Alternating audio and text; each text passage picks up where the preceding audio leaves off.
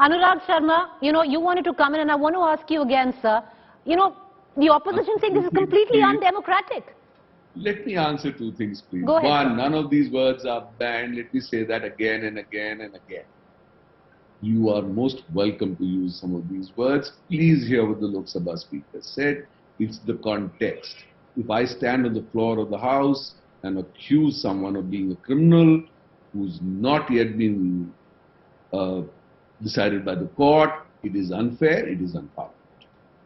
Secondly, a lot of these words have been around since 1999, and this list has been coming out since then. It is decided by the Lok Sabha Secretary. Thirdly, if a member of parliament still uses these words, no action is ever taken against them, and anything which you said on the floor of the House, no action can be taken. So it is definitely not undemocratic, the words as being used, right? The other thing you must realize is we need to up the level of debate. I've heard speeches where one very senior member was called a chokra. And in one of the meanest senses of the word, he was graceful enough to get up and answer the next day and answer it very well, and happens to be a very senior minister. Now, if you use words like this just to instigate someone so that the House proceedings are brought to a stop, it is unfortunate. Those words need to be expunged. So it's all about the context of the word. Like you said, sexual harassment. If you're going to discuss a bill on sexual harassment, everyone's going to use it. There is no stopping you. There is no action which is being taken against the member of parliament.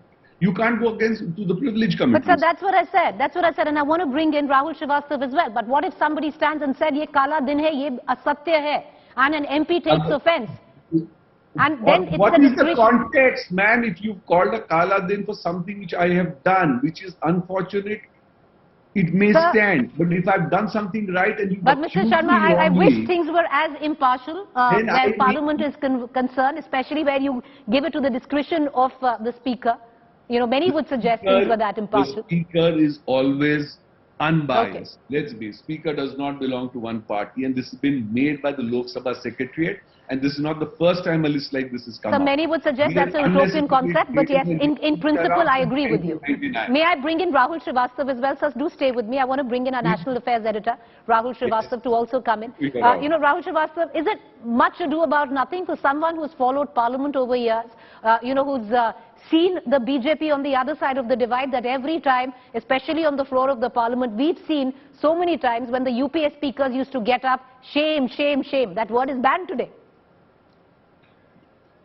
You see, Preeti, I don't know. You see, the whole outcry is a basic collective responsibility. I think this list was not born yesterday or today. The list has been around. It stems from the basic fact that the element of expunging has been around since 1954. That's the earliest origin.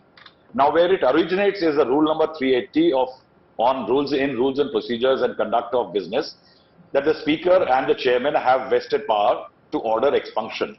Now, when it comes to expunction is the discretion of the Speaker and the Chairman. And when it comes to, say, for example, the disqualification of MLAs in Karnataka, if you recall, or in Uttar Pradesh in 1996, the courts will not comment on it. So I will definitely not comment and say that the speakers are biased, because I know that I can be hauled to stand in front in terms of contempt of the House. Now, what is really happening? Preeti, if you see this, it's a 900-page list. Eventually, once it is compiled, people have not, I don't know whether they have seen it or not. It's a complete book. You can pick it off from the sales counter in Parliament of Unparliamentary Words. It's something close to 900. Now, how did it originate? It has originated that since 1954, in the times of Jawaharlal Nehru, people started adding these unparliamentary words. Now, what was it supposed to do? It was supposed to stop prejudicial comments to nation interest, to friendly ties with nations, derogatory to high offices and all those things, army, defense forces and others. But then it got mutated.